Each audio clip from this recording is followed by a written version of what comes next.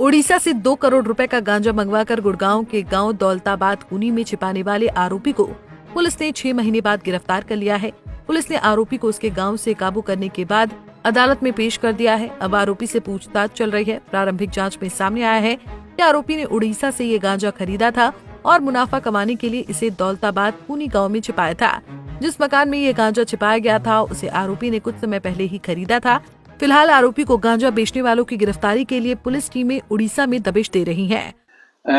अगस्त 2024 में गुरुग्राम पुलिस की crime branch को एक सूचना मिली थी कि पटौदी क्षेत्र में एक गांव में काफी मात्रा में जो नशीला पदार्थ गांजा है वो रखा हुआ है।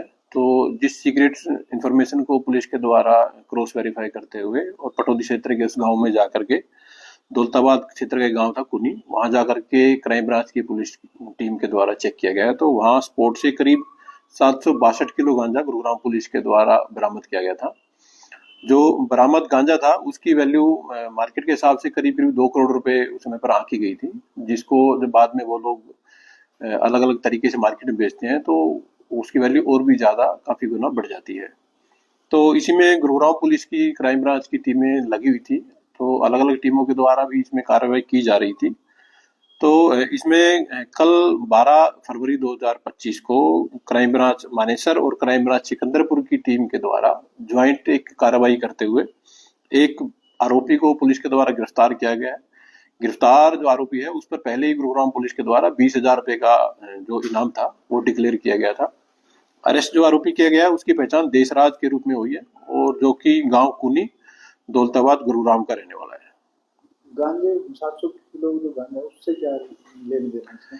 ये जो आरोपी है इसने गांव के एक अन्य व्यक्ति से ये मकान खरीदा था और उस खरीदे गए मकान में इसने 762 किलो गांजा उड़ीसा के एक क्षेत्र से मंगवा करके रखा हुआ था। अभी तक एक पूछताछ में जो सामने आया है ये उड़ीसा से ट्रक के द्वारा इस गांजे को लेकर के आया था और जैसे ही इसको सूचना मिली कि पुलिस के द्वारा इसके ठिकाने पर रेड की गई है तो ये वहां से फरार हो गया था। अभी इसको पुलिस के द्वारा कोर्ट में पेश करके पुलिस कस्टडी में लिया गया है और जो इसके अन्य जो साथी हैं जहां से उड़ीसा के जिस क्षेत्र से इसके द्वारा गांजे खरीद की गई थी उस क्षेत्र में अन्य आरोपी हैं उनकी तलाश के लिए पुलिस की टीमें रेड कर रही है। तो इससे पहले कभी इतनी बड़ी खेप में लाया था, कोई खुलासा हुआ 700 किलो के अलावा पहले कभी लाया हुआ? अभी पुलिस के द्वारा इसको पेश करके और 8 दिन की पुलिस कस्टडी में लिया गया है। तो इसके द्वारा अगर पहले भी इस प्रकार की किसी वारदात को अंजाम दिया गया होगा या इस तरह का कोई नशीला पदार्थ इसके द्वारा खरीदा गया होगा तो उसके बारे में पुलिस गहनता से अभी जांच कर रही है और रिमांड के दौरान जैसे जैसे इफेक्ट सामने आएंगे पुलिस उसके अकॉर्डिंग इसके अगेंस्ट अपनी कार्रवाई जारी रखेगी। कोई और मामला इसके खिलाफ अंकित पहले से?